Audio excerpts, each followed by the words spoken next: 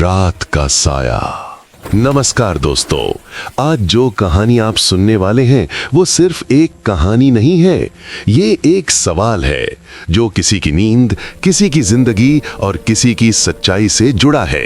अनन्या एक साधारण सी लड़की, लेकिन उसके इरादे बेहद खास हैं, क्योंकि आज वो लौट रही है अपने पुराने घर की ओर, वहां जहां 10 साल पहले उसके पापा की मौत हुई थी। पुलिस ने कहा आत्महत्या, लेकिन दिल कहता है कुछ तो छुपा है।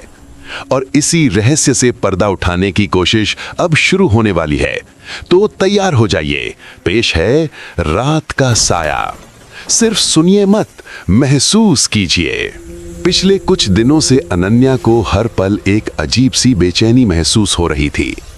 ऐसा लगता था जैसे उसके आसपास कोई साया है, कोई अदृश्य परछाई जो हर वक्त उसकी सांसों के साथ चलती है, और जैसे वो साया उसे कुछ कहना चाहता है।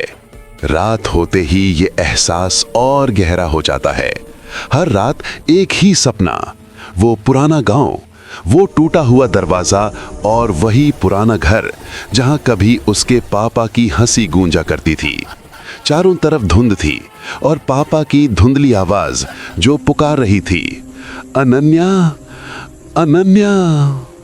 अब अनन्या थक चुकी थी अपने मन की हलचल से, उन सपनों से और उस साए से जिसने उसकी नींद छीन ली थी।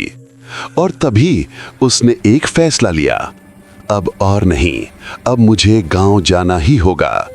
वहीं से शुरू होता है सच का रास्ता, जहां पापा की यादें हैं और शायद उनका कोई अधूरा राज भी। अनन्या अपने पिता की मौत का सच जानने के लिए वर्षों बाद शहर से वापस अपने गांव लौटी थी। गांव की हवाओं में आज भी उसके बचपन की सांसें बसी थीं, लेकिन दिल में सिर्फ एक सवाल, क्या पापा की मौत सच में आत्महत्या थी? गांव में कदम रखते ही सबसे पहले वो पहुंची सरपंच से मिलने। वो सरपंच जो कभी उसके पिता रमेश का बहुत करीबी दोस्त हुआ करता था। सरपंच ने अनन्या को बैठने का इशारा किया। कमरे में कुछ देर की खामोशी छाई रही। अनन्या ने उस चुप्पी को तोड़ा और सीधा सवाल किया, आप मेरे पापा को बहुत अच्छे से जानते थे, क्या आपको सच में कुछ भी नहीं पता कि उन्होंने ऐसा कदम क्यों उठाया? सरपंच की आंखों में एक पल के लिए सन्नाटा उतर आया। फिर उसने धीमी भारी आवाज में कहा, रमेश एक नेक दिल इंसान था, गांव के लिए जीने वाला, और हाँ, वो मेरा अच्छा दोस्त भी था। पर उसने आत्महत्या क्यों की, इसका जवाब मेरे पास नहीं है। शायद कुछ बातें इंसान खुद अपने साथ ले जाता है। अनन्या ने सरपंच की बात सुनी, एक पल को खामोश रही, फिर बिना कुछ कहे उठी और पंचायत भवन से बाहर चली गई। रात के 11 बजे थे। कोहरा इतना घना था कि सामने रखा हाथ भी दिखना मुश्किल था। अनन्या अपने पिता के पुराने घर की तरफ बढ़ रही थी। वो घर जो 10 साल पहले बंद हुआ था, आज फिर खुलने वाला था। उसके पिता रमेश जी, जिनकी मौत को सबने आत्महत्या बताया, लेकिन अनन्या जानती थी वो सिर्फ एक झूठ था, सिर्फ एक कहानी, सच्चाई से दूर। अनन्या एक सुनसान धुंध से ढकी कच्ची सड़क पर धीरे धीरे कदम बढ़ा रही थी, अपने पापा के पुराने घर की ओर, जहां कई सालों से कोई नहीं गया था। हवा थमी हुई थी, पेड़ खामोश खड़े थे और कोहरा इतना घना था कि सामने की चीजें बस धुंधली परछाइयों की तरह दिख रही थी। अचानक उसे महसूस हुआ जैसे कोई उसका पीछा कर रहा हो। कदमों की हल्की आहट जो उसके अपने कदमों से मेल नहीं खा रही थी। उसने पलट कर देखा, पर चारों ओर बस सफेद धुंध थी, और उस धुंध में एक अजीब सा सन्नाटा, जिसमें एक डर धीरे धीरे उसके अंदर उतर रहा था। अनन्या ने अपनी सांसें थाम ली और तेज कदमों से आगे बढ़ी। कुछ ही देर में वो उस घर के सामने थी जो कभी उसके पापा की दुनिया हुआ करता था। पर जैसे ही उसने दरवाजे की ओर देखा, उसका दिल एक पल के लिए थम सा गया। ताला टूटा हुआ था। उसका दिल जोर से धड़कने लगा, जैसे कोई भीतर से दरवाजा पीट रहा हो। क्या कोई अंदर है? अनन्या ने कांपते हाथों से धीरे से टॉर्च जलाई। धूल भरे कमरे में हर कोना, हर चीज जैसे उसके अतीत की गवाही दे रही थी। दीवारों पर पुरानी तस्वीरें टंगी थीं। एक तस्वीर में अनन्या और उसके पिता मुस्कुराते हुए, वो मुस्कान अब जैसे किसी और दुनिया से देख रही थी।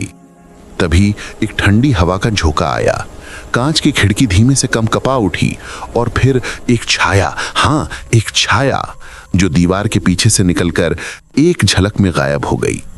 अनन्या के हाथ से टॉर्च कांप गई, लेकिन उसकी नजरों में अब डर से ज्यादा जिज्ञासा थी।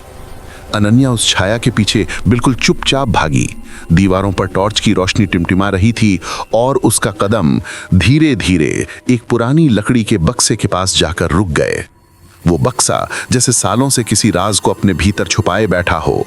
अनन्या ने धीरे से ढक्कन खोला, धूल उड़ी और सामने पड़ी थी एक डायरी, उसके पापा की।